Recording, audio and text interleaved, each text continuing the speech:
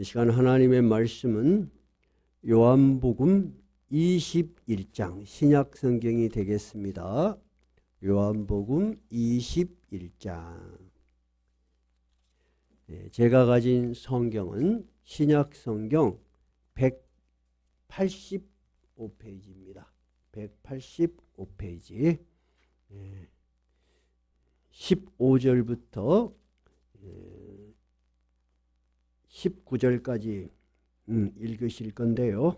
여전도 회장님, 고재숙 권사님이 여러분과 함께 읽도록 하시겠습니다.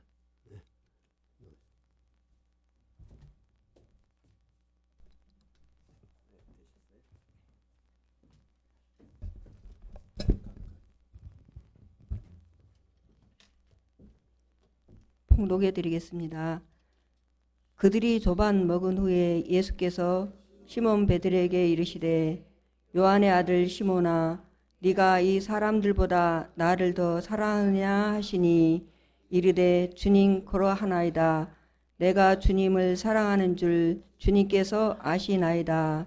이르시되 내 어린 양을 먹이라 하시고 또 두 번째 이르시되 요한의 아들 시몬아 네가 나를 사랑하느냐 하시니 이르되 주님 그러하나이다. 내가 주님을 사랑하는 줄 주님께서 아시나이다. 이르시되 내 양을 치라 하시고 세 번째 이르시되 요한의 아들 시몬아 네가 나를 사랑하느냐 하시니 주께서 세 번째 네가 나를 사랑하느냐 하심으로 베드로가 근심하여 이르되 주님 모든 것을 아시오매 내가 주님을 사랑하는 줄을 주님께서 아시나이다. 예수께서 이르시되 내 양을 먹이라. 내가 진실로 진실로 네게 이르노니 네가 젊어서는 숫으로 띠띠고 원하는 곳으로 다녔거니와 늙어서는 네 팔을 벌리리니 남이 네게 띠띠우고 원하지 아니하는 곳으로 데려가리라. 이 말씀을 하심은 베드로가 어떠한 죽음으로 하나님께 영광을 돌릴 것을 가리키심이러라. 이 말씀을 하시고 베드로에게 이르시되 나를 따르라 하시니. 아멘.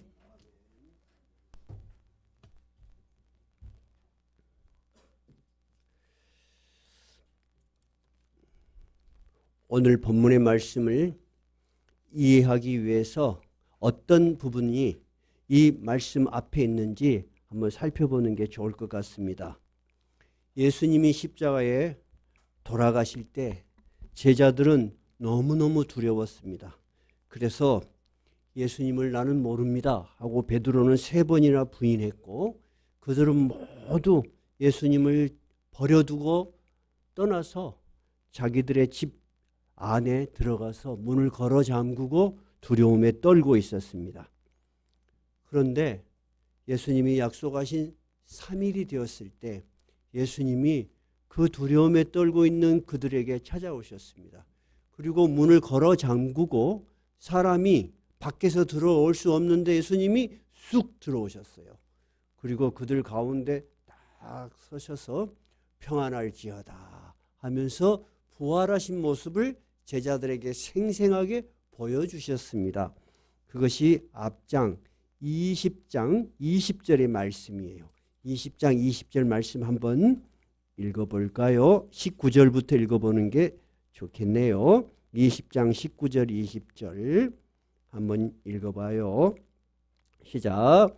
이날 곧 안식 첫날 저녁 때에 제자들이 유대인들을 두려워하여 모인 곳의 문들을 닫았더니 예수께서 오사 가운데에 서서 이르시되 너희에게 평강이 있을지어다. 이 말씀을 하시고 손과 옆구리를 보이시니 제자들이 주를 보고 기뻐하더라. 이렇게 예수님께서는 두려움과 완전히 좌절 속에서 무너져 버렸던 제자들을 다시 찾아와서 예수님이 약속하신 모든 말씀이 이루어진 것을 생생하게 보여주셨어요. 제자들이 여러분 그 예수님을 볼 때 얼마나 기뻤겠어요. 성경의 사복음서를 다 살펴보면 처음에 그들은 귀신인가 하고 두려워할 정도로 믿지 못했어요. 그런데 예수님이 옆구리도 만져봐라, 와서 손도 봐라. 친히 이렇게 증거를 보여주시면서 그들과 함께 계시면서 그들의 믿음이 회복되었어요. 이제 이 예수님은 전에 자기들이 알던 그 예수님하고는 너무나 다른 존재라는 것을 확실하게 되었어요.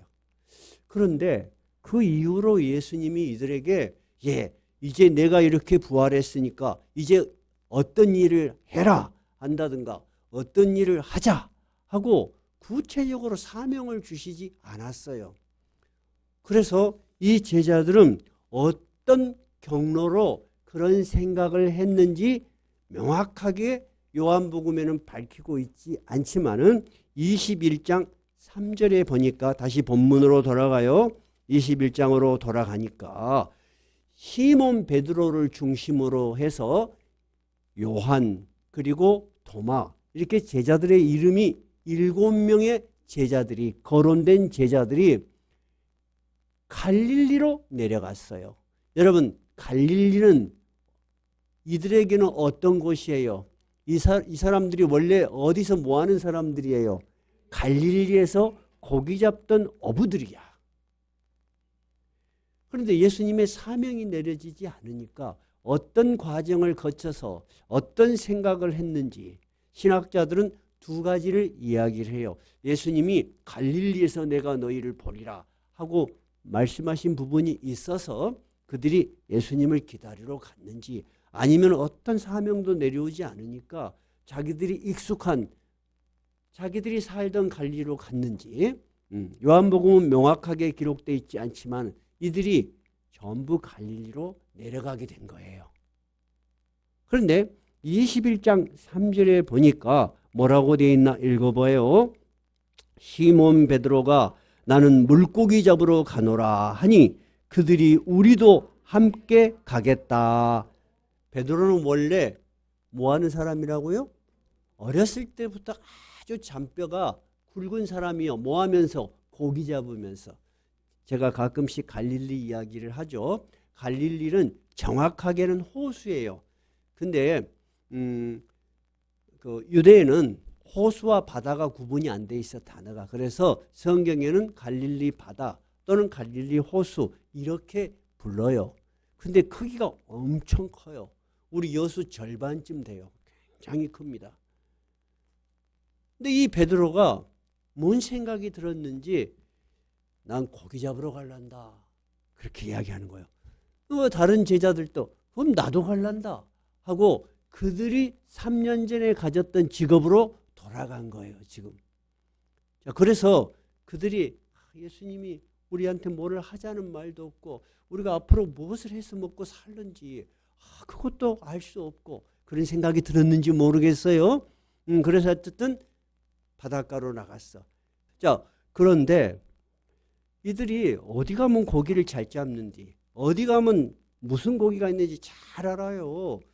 저도 낚시를 좋아하는 편이거든요.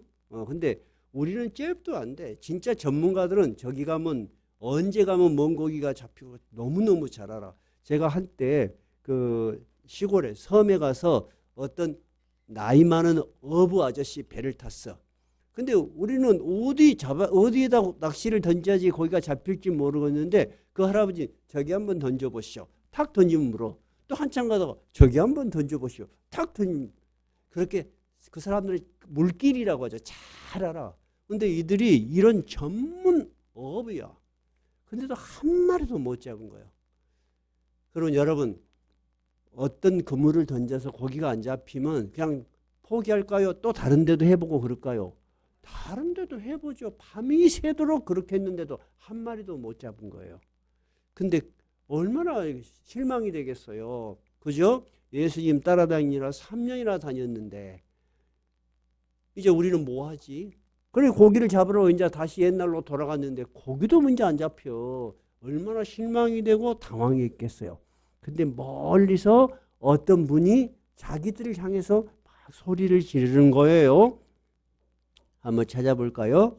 자, 4절 한번 읽어볼까요? 4절. 날이 새어갈 때 예수께서 바닷가에 서셨으나 제자들이 예수인 줄 알지 못하는지라 예수께서 이르시되 애들아 너희에게 고기가 있느냐 대답하되 없나이다. 저 멀리서 어떤 사람이 애들아 이렇게 파이디온이라는 헬라어로는 파이디온이라는 단어를 쓰는데 애들 또는 젊은이들 이런 뜻이에요. 그러니까 아마 정확하게 우리나라 말로 번역한다면 어이 젊은이들 뭐 이런 식이지 않았을까요? 그런 생각이 드네요. 고기가 있냐, 잡은 고기가 있냐 물어봤어요. 그러니까 이들은 뭐 이 고기를 잡으면 와서 물건을 받아갖고 파는 그런 상인인지 또 어떤 사람인지 명확하게 모르지만은 대답을 했어요. 없어요. 그렇게. 그러니까 그분이 뭐라고 말하냐면은 배에 오른쪽에 그물을 한번 던져봐라. 그렇게 이야기한 거예요. 여러분 이들이 밤새서 여기도 던져보고 저기도 던져보고 그랬을 거 아니에요. 우리도 낚시를 가서 안 잡히면 오만 군데 다 다녀봐. 똑같아. 근데 오른쪽에 던진다고 여러분 고기가 잡히겠어요? 자기들의 경험으로는 가능한 이야기가 아니죠. 그런데 그들이 한번 그분의 말에 이상한 끌림이 있어서 오른쪽에 그물을 던져봤어. 그랬더니 잡아 올리니까 물고기가 너무 많아서 들어 올릴 수가 없는 거예요. 근데 몇 마리나 잡혔대요? 153마리. 다음에 그거를 끄집어 가서 육지에서 세본 거야. 그럼 한 마리가 여러분 물고기는 우리가 밖에서는 작게 보이는지 모르지만 민물고기도 안에 가면 겁나게 커요. 1kg, 2kg 그렇게 나가요. 그러니까 153마리니까 이게 끌어올릴 수가 없는 거야. 그런데 갑자기 요한이 이런 생각을 한 거예요. 이런 놀라운 능력을 베풀 수 있는 사람은 예수님밖에 없다. 3년 전에도 이런 놀라운 능력을 자기들에게 보여주셨어. 그때 그들이 그것을 보고 놀래서 주님을 따르게 된 계기가 있어요. 그러니까 요한이 그 생각이 났는지 주님이시다 이렇게 이야기를 하는 거예요. 그러니까 베드로가 얼마나 성질이 급하냐면 막 그물을 끌어올리고 지금 우통벗고 하고 있다가 주님이라고 하니까 얼른 옷을 입고 바닷속으로 뛰어든 거야. 얼른 가서 주님을 만나려고. 좋게 배 접고 가도 됐건데 베드로가 얼마나 성질이 급한지 알겠죠? 여러분들도 살아보면 남편분들이 다 성격이 달라. 어떤 분들은 너무 느려가지고 속이 답답한 분도 있을 수 있고 어떤 분들은 말이 떨어지게 하는 분도 있어. 그죠? 다 달라. 이 제자들도 다 달라. 근데 베드로는 얼마나 성격이 급한지 예수님 기다릴 시간이 없는 거야. 그냥 바로 다이빙을 한 거야.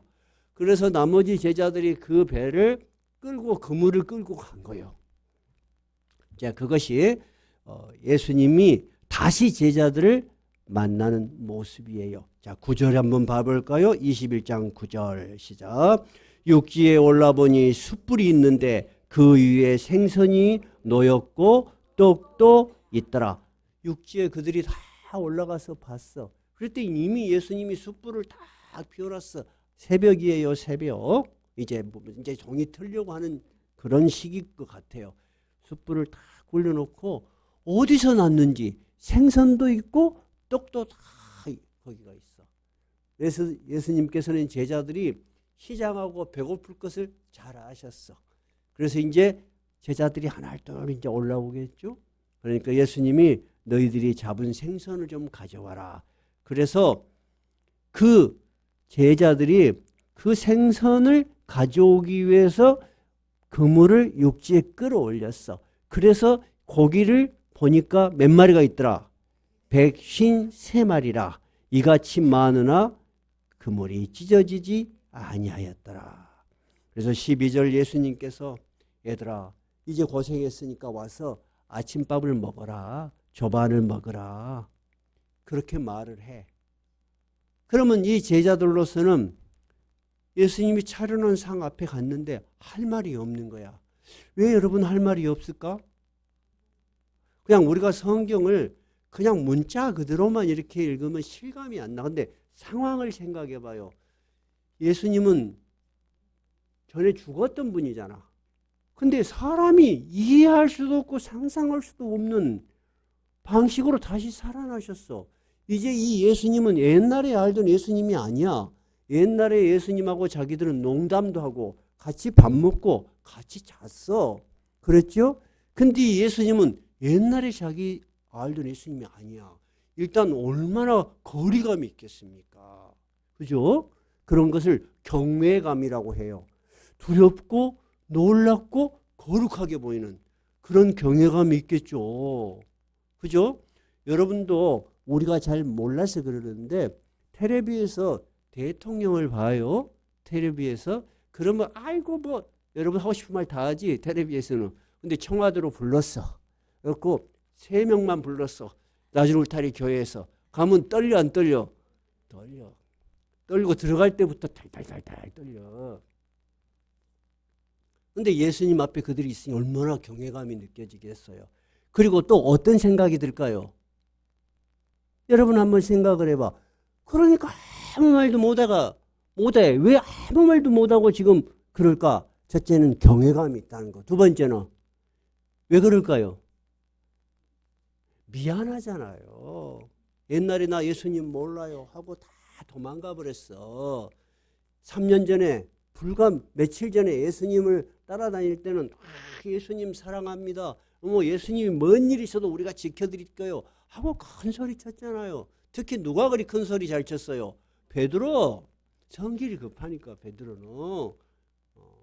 그런데 다 도망간 자기들을 찾아와서 예수님이 다 반찬도 차려놓고 밥도 챙겨놓고. 여러분도 우리 집에 왔어요. 예를 들어서. 근데 목사인 제가 막 밥을 차려줘. 그리고 집사님 앉으십시오. 권사님 앉으십시오. 그러면 그리고 떡 앉아있을 권사님이 있겠어요? 없어. 목사님 왜 그러십니까? 저희들이 해도 미안할 건데 왜 밥을 차려주고 고등어를 구워주고 막 그러면 얼마나 여러분 미안하겠어요. 그죠? 그런 환경이야. 그런 분위기. 근데 예수님이 상도 차려놓고 밥도 차려놓고 애들아 먹으라. 그러니까 아무도 한마디도 못 하고 밥을 먹었다는 거야 지금. 이해가 됐어요?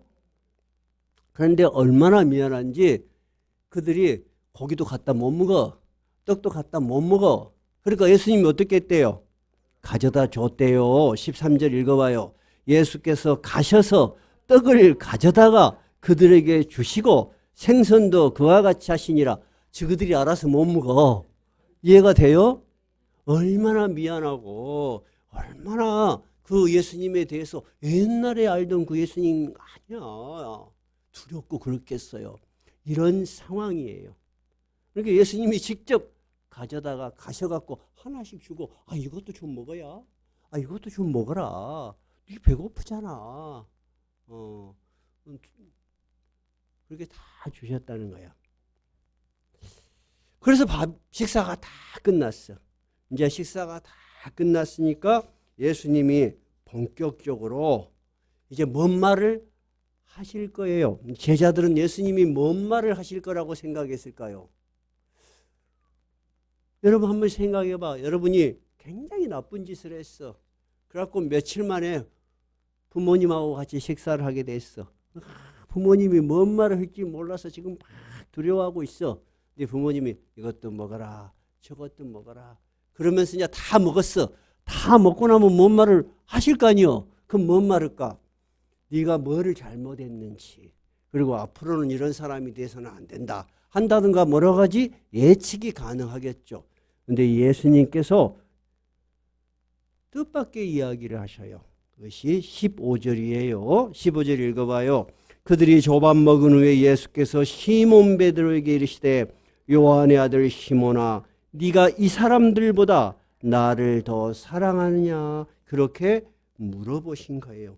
근데 예수님이 이 질문은 누구한테 한 거라고요? 베드로에게 한 거야. 시몬 베드로에게. 시몬은 고향에서 부르는 이름이에요. 요한의 아들 시몬아. 이게 시몬의 아버지가 누구다는 거예요? 요한이야. 요한. 이스라엘 사람들은 성이 없더라고요. 전에도 한번 이야기했지만 성이 없어. 그러면은 예를 들어서 베드로는 뭐라고 불러요? 사람들이. 김베드로 한다든가 성이 있어야 될 건데 성이 없어. 그럼 뭐라고 불러요? 누구의 아들 누구 그렇게 불러요. 그래서 내가 히브리어를 가르치는 구약을 가르치는 교수에게 물어봤어요. 난 너무 궁금해서. 교수님, 왜 성경에 보면은 구약이 됐든 신약이 됐든 이스라엘 사람들에게 성이 없습니까? 그러니까 자기도 그런 질문 처음 받아봤대. 그런 궁금증을 안 가져봤는가 봐. 그래서 전도사님 죄송합니다. 제가 그 부분을 한 번도 질문을 받아본 적이 없고 연구를 해본 적이 없습니다. 그래서 내가 내 질문이 상당히 희귀한 질문이구나. 그런데 누가 이것을 대답할 사람을 못 찾았어. 근데 히브리에서 공부한 사람을 만났어. 그래서 물어봤어요. 똑같은 질문을. 그러니까 이스라엘 사람들은 성이 없대요. 그 대신 누구의 아들 누구라고 한대요. 이해가 되셨죠? 근데 중세 때 그때 성을 한번 만들어 본 일이 있대요. 우리도 성을 한번 만들자. 근데 그것이 그렇게 널리 또 정착이 안 됐다고 하더라고요. 그래서 알았어. 그래서 성경에 보면 항상 누구의 아들 누구 이렇게 나오는 거예요. 이해가 되셨죠? 그렇게 이야기하시면서 네가 이 사람들보다 나를 더 사랑하느냐? 이렇게 물어봤어. 마치 예수님이 제자들하고 베드로 중에 누가 더 나 사랑하지? 우리가 그러잖아요. 네 엄마 좋아? 아빠 좋아? 꼭 애기들한테 그 질문을 해. 그럼 애기들이 겁나게 머리가 좋아. 둘 다 좋아한다 그래. 그거 안 가르쳐도 그거 지가 생존 본능이 있나 봐. 근데 베드로가 뭐라 그래요? 이르되 주님 그러하나이다. 내가 주님을 사랑하는 줄 주님께서 아시나이다. 이르시되 내 양을 먹이라. 여러분, 이 예수님이 베드로에게 이 질문을 하셨어. 요한의 아들 시몬아, 네가 이 사람들보다 더 나를 사랑하느냐 하는 질문을 베드로는 알아먹었을까요? 못 알아먹었을까요? 알아먹었어. 왜냐하면 불과 며칠 전에 예수님께서 성만찬을 베푸셨어. 그리고 너희들이 다 나를 버릴 것이다 라고 이야기했어. 그럴 때 베드로가 뭐라고 이야기했냐? 마태복음 26장에 있는 거예요. 베드로가 모두 주를 버릴지라도 나는 결코 버리지 않겠습니다 하고 큰 소리 쳤어. 베드로의 그때 생각은 뭐예요? 얘들보다 제가 주님을 훨씬 더 사랑해요 주님 하는 이야기죠. 예수님이 지금 베드로에게 그 장면을 회상시키신 거예요. 이 사람들보다 네가 나를 더 사랑하느냐? 베드로는 알았어. 자기가 결코 그러지 못했다는 것을. 그러니까 베드로가 대답하기를 주님, 제가 주님을 사랑하지 못하고 떠난 거 제가 인정합니다. 그러나 저는 여전히 주님을 사랑합니다 라고 대답을 했어요. 그러니까 예수님이 그 대답을 들으시고 뭐라고 이야기해요? 내 어린 양을 먹이라. 예수님은 자기를 목자로 비유했어요. 그리고 자기를 따르는 하나님의 백성들을 양으로 비유했어요. 나는 선한 목자다. 그런 말씀 많이 하셨죠? 나를 찾아오는 내가 구원해야 될 저 어린 양들을 너희들이 이제부터 먹이고 키워라 하는 거예요. 사명을 주신 거예요. 그런데 예수님이 그 질문을 한 번 한 것이 아니에요. 16절에 보니까 또 두 번째 이르시되 요한의 아들 시몬아 네가 나를 사랑하느냐? 그러니까 베드로가 주님, 제가 주님을 사랑한 걸 주님 아십니다. 그러니까 예수님이 이번에는 내 양을 치라. 아까는 내 양을 먹이라. 이번에는 치라. 여러분, 양은 우리 한국에는 양을 많이 키우지 않아요. 근데 제가 이스라엘 가서 보니까 양이 수백 마리, 수천 마리를 끌고 다녀. 근데 이것들은 겁나게 게으르고 미루는 건지 어쩐 건지 한 자리에서 잘 안 움직이고 계속 있어. 끌고 다녀서 여기 가서 먹이가 오면 거기가 있어. 그 다음에 다 먹고 나오면 풀이 없으면 어찌해야 돼? 알아서 찾으러 가야 되는데 안 가. 그러니까 또 끌고 가야 돼. 그러니까 이 양들은 먹이고 또 기르고 목자의 사랑과 굉장히 헌신이 필요한 거예요. 예수님 이번에는 양을 치라 이야기하셨어요. 17절 한번 읽어볼까요? 세 번째 이르시되 요한의 아들 시몬아 네가 나를 사랑하느냐 하시니 주께서 세 번째 네가 나를 사랑하느냐 하심으로 베드로가 근심하여 이르되 주님 모든 것을 아시오매 내가 주님을 사랑하는 줄을 주님께서 아시나이다. 예수께서 이르시되 내 양을 먹이라. 예수님이 3번이나 똑같은 질문을 하니까 베드로가 생각하기를 내가 주님을 사랑합니다 하는 내 진심을 예수님이 믿지 못하시고 나의 부끄러운 모습을 주님 아시는데 그래도 내가 주님을 사랑했다는 마음을 모르시고 이러신가 보다 하면서 굉장히 근심해. 그러면서 솔직하게 양심의 고백을 하는 거예요. 베드로가 주님 모든 것을 아시지 않습니까?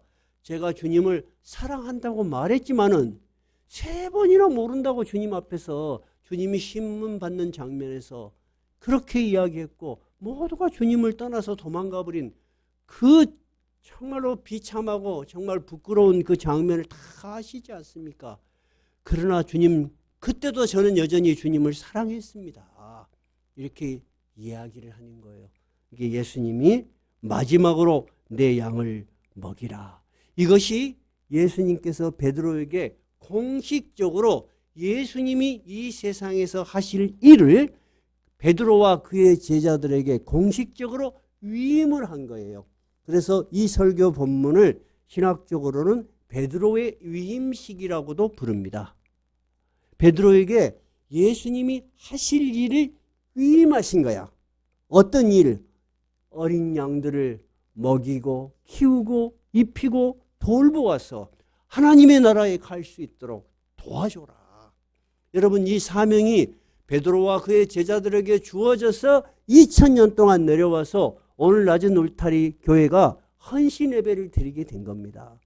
오늘 남녀 여전도에 헌신 예배를 드리는데 이것은 우리가 형식적으로 1년에 한 번 그래도 남녀 여전도에 있는데 회장이 누군지 좀 얼굴도 보고 그래야 되지 않겠냐? 그런 것이 아니에요.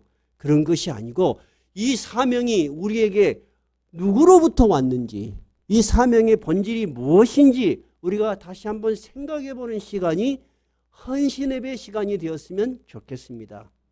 이 사명은 우리가 인위적으로 만들어서 여러분 우리 교회에 교인이 좀 많아져야 되지 않겠습니까? 하고 우리가 만든 것이 아닙니다. 이 사명을 누가 우리에게 주신 거라고요? 예수님이 그의 제자들을 찾아와서 주신 거예요.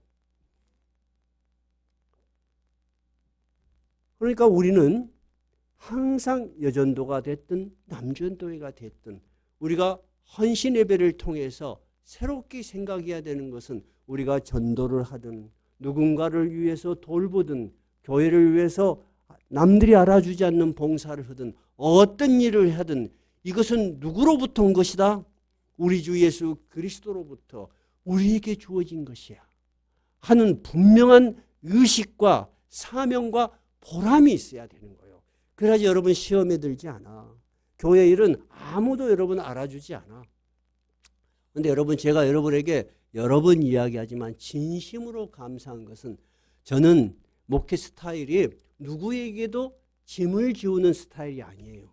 그러고 싶지 않았어요. 제가 어렸을 때 신앙생활을 쭉 하면서 신앙은 강제로 되는 것이 아니요. 억지로 되는 것도 아니요. 신앙은 자기 영혼 깊은 곳에서 감동과 눈물이 없으면 도대체 예수를 따라갈 수 없는 거예요. 오늘 베드로가 했던 그 고백은 뭐예요?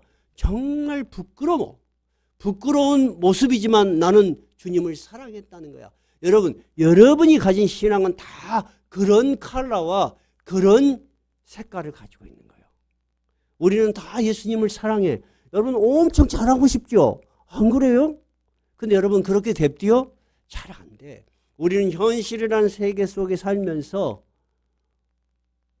우리가 알고 있고 우리가 하고 싶은 그대로 살지 못하고 항상 현실의 늪에서 넘어지고 때로는 왜 그렇게 내가 했을까 후회하고 반성하고 부끄러워하는 모습으로 지금까지 살으신 거잖아요. 그죠? 그런데 예수님은 오늘 와서 네가 나를 3번 물으셨어. 뭐라고요? 물으셨어요. 네가 나를 사랑하느냐 하는 그 질문을 왜 3번 하셨을까요? 너희들의 그 부끄러운 모습을 내가 다 알고 있다는 거예요. 그러나 너희들은 그 부끄러움 속에 갇혀 있어서는 안 된다는 거예요. 내가 다시 찾아와서 너희를 일으켜 세울 테니까 너희들은 나의 위대한 사명을 위해서 살아가라고 하는 거예요. 여러분, 우리는 대단한 신앙을 가진 사람으로 변해서 예수님의 사명을 하는 것이 아니에요. 우리의 부끄러운 모습 그대로 살면서 한 걸음 한 걸음 주님이 우리에게 주신 사명을 행하면서 살아나가는 거예요. 그것이 여러분 제자가 걸어가는 삶이에요. 여러분이 살아왔던 지난 삶을 돌이켜봐요. 베드로처럼 가슴을 치고 울고 눈물을 흘렸던 시간들이 있었습니까? 없었습니까? 분명히 있었어요. 저도 있었어요.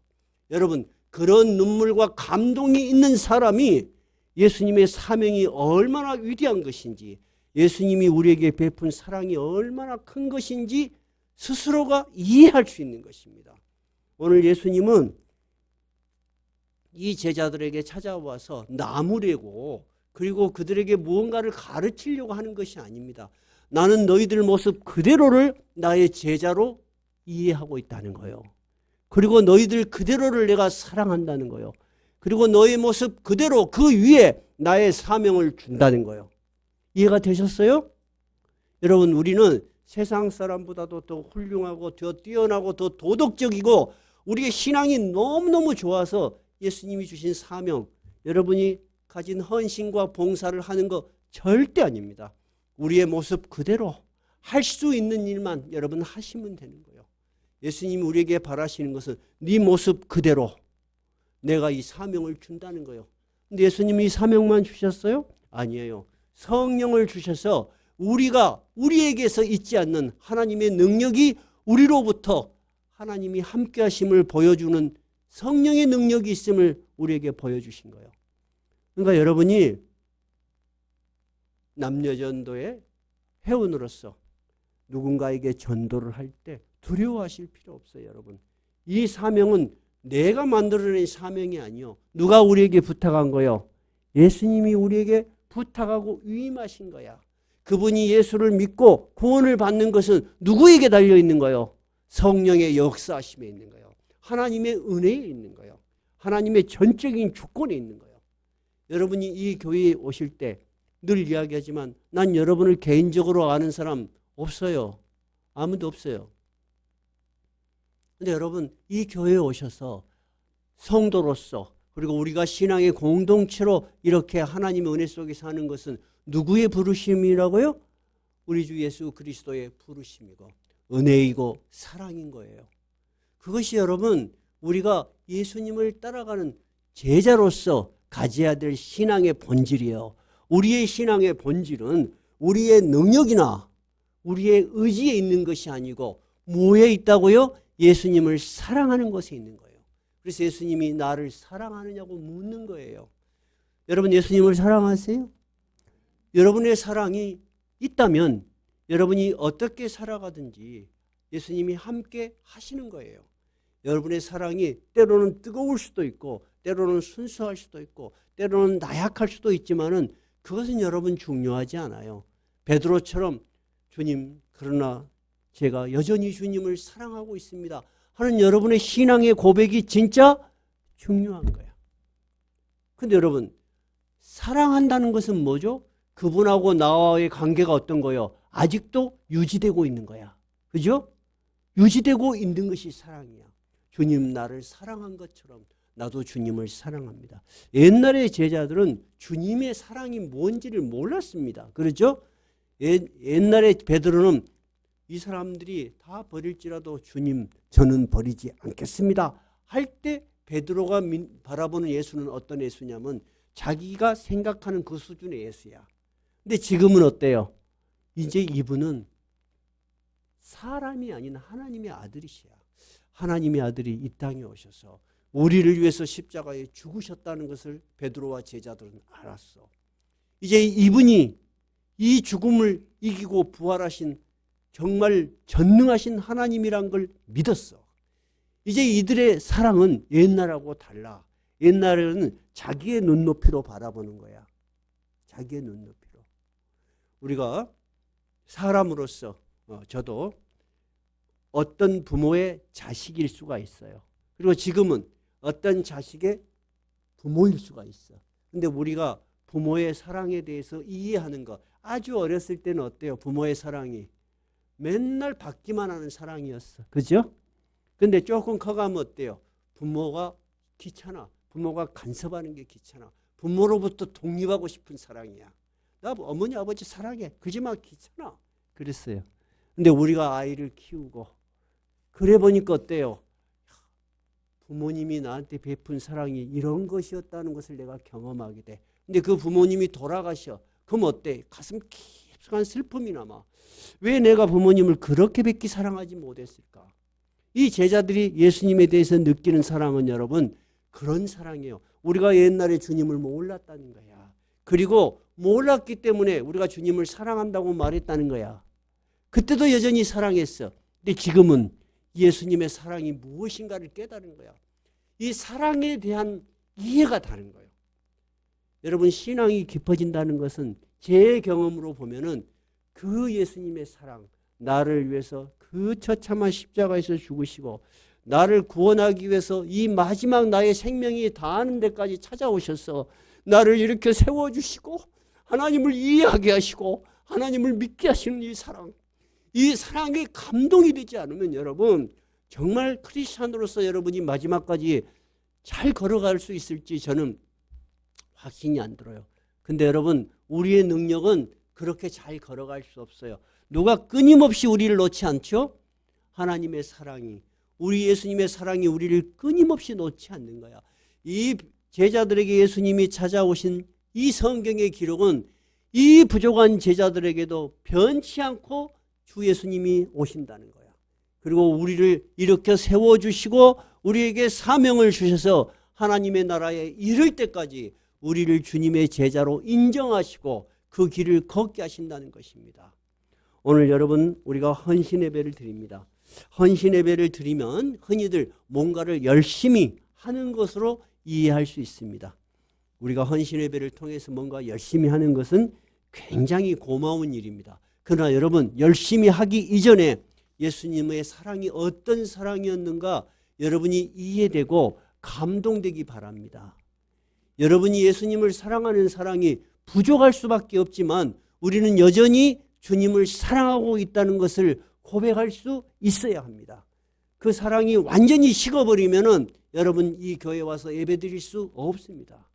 여러분이 어떤 상황에 있든지 저는 주님을 사랑합니다 하고 고백할 수 있는 항상 자기를 돌아보는 그런 시간들이 여러분에게 많았으면 좋겠습니다. 오늘 예수님께서 이 제자들에게 내 어린 양을 먹이라, 내 양을 기르라 한 사명은 우리가 만들어낸 사명이 아니고 하나님의 아들이신 예수님이 우리에게 주신 이 지상에서 가장 고귀한 사명입니다. 우리 남녀여전도에 회원 여러분들께서는 이 사명을 잘 지금 감당하고 계십니다.